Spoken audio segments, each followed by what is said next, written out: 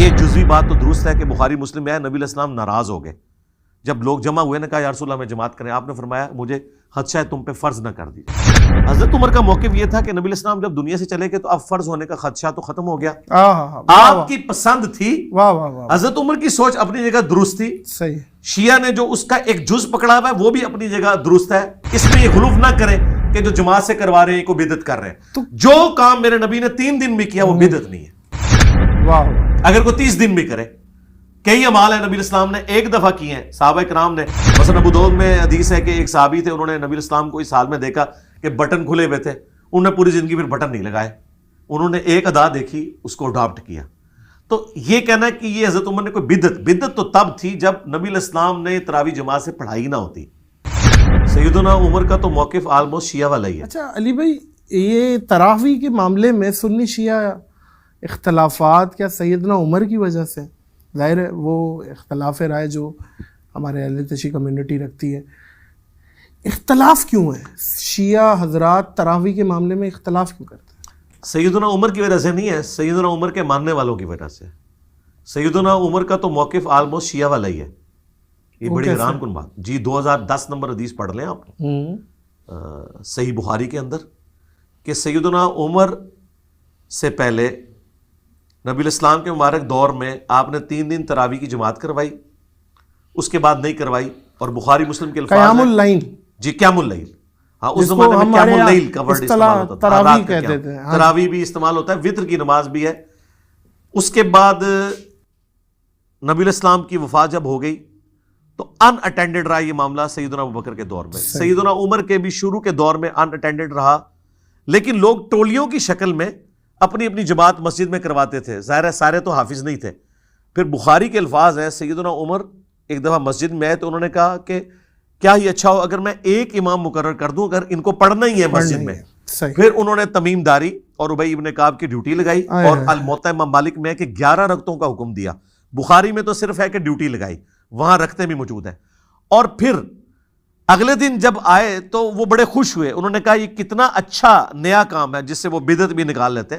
بدعت تو تب تھی جب نبی علیہ السلام نے نہ کی ہوتی. اچھا نیا کام جو میں نے بدعت ہے ہی نہیں. جی سنت کو رینیو کے معنوں میں انہوں نے کہا.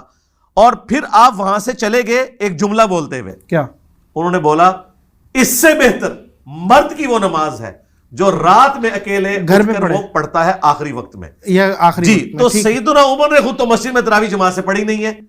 سیدنا عمر کبھی بھی اس سنت کو اس طریقے سے جاری نہیں کر سکتے تھے جسے نبی علیہ السلام نے اس طریقے سے مشروع نہیں فرمایا. یہ حضرت عمر کے ماننے والوں نے حضرت عمر کو بھی بدنام کروایا, ان پہ جھوٹ باندھ کے کہ جی انہوں نے یہ شروع کروائی تھی تو ہم نے یہ کرنی. انہوں نے شروع کروائی تھی ان لوگوں کے لیے جنہیں قرآن نہیں آتا وہ پڑھیں. انہوں نے کہا پرائورٹی ہے اپنے گھر میں پڑھو. اور اس کو سپورٹیو حدیث ہے بخاری مسلم میں. نبی علیہ السلام نے فرمایا کہ مرد کی فرض کے بعد سب سے افضل نماز وہ ہے جو گھر میں پڑھتا ہے نفلی. ایک اور حدیث ہے بخاری اور مسلم میں, مرد جو فرض نماز کے علاوہ نماز نفلی نماز اپنے گھر میں پڑھتا ہے اس کی وہ نماز مسجد نبوی میں نماز پڑھنے سے افضل ہے. یہ بخاری مسلم کے الفاظ ہیں. اور ایک اور حدیث بخاری مسلم میں کہ نبی علیہ السلام نے فرمایا مردوں سے کہ گھروں کو قبرستان نہ بناؤ, اپنی نماز کا کچھ حصہ گھر میں پڑھا کرو, اس سے برکت ہوتی ہے. یہ 3 حدیثیں ہیں, تینوں متفق علیہ ہیں جو میں نے آپ کو بتائی ہیں. تو یہ حضرت عمر کے ساتھ جو کچھ ہوا, ان کی جو بدنامی کروائی یہ حضرت عمر کے ماننے والوں نے کروائی. اب آ جائیں شیعہ کی طرف. شیعہ قیام اللیل کے منکر نہیں ہیں.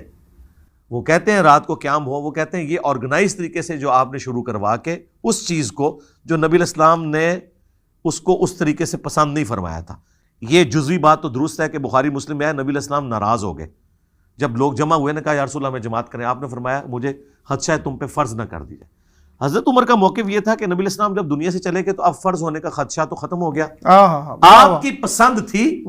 حضرت عمر کی سوچ اپنی جگہ درست تھی. صحیح. شیعہ نے جو اس کا ایک جز پکڑا ہوا ہے وہ بھی اپنی جگہ درست ہے. اس میں یہ غلوف نہ کریں کہ جو جماعت سے کروا رہے ہیں کوئی بدعت کر رہے ہیں. جو کام میرے نبی نے 3 دن میں کیا وہ بدعت نہیں ہے. اگر کوئی 30 دن بھی کرے. کئی اعمال ہیں نبی علیہ السلام نے ایک دفعہ کیے ہیں. صحابہ کرام نے مثلا ابو داؤد میں حدیث ہے کہ ایک صحابی تھے, انہوں نے نبی علیہ السلام کو اس حال میں دیکھا کہ بٹن کھلے ہوئے تھے. انہوں نے پوری زندگی پھر بٹن نہیں لگائے. انہوں نے ایک ادا دیکھی اس کو اڈاپٹ کیا. تو یہ کہنا کہ یہ حضرت عمر نے کوئی بدعت تو تب تھی جب نبی علیہ السلام نے تراویح جماعت سے پڑھائی نہ ہوتی. ہاں ان معنوں میں کہ 3 دن پڑھائی، 27 دن گھر کی ترغیب دلائی، یا بعد میں ایک دفعہ ملتا ہے آخری عشرے میں قیام کروایا، یہ اپنی جگہ درست ہے۔ میں پریکٹیکلی یہ سمجھتا ہوں کہ آج عموماً لوگوں کو قرآن اتنا نہیں آتا، بہتر یہ ہے کہ جہاں اچھی قرات ہو مسجد میں تراویح ادا کریں، سمارٹ فون اپنے ہاتھ میں رکھیں، ترجمہ پیرلل میں کھولیں تاکہ آپ قرآن کو ایک دفعہ ریویو کر لیں سال میں۔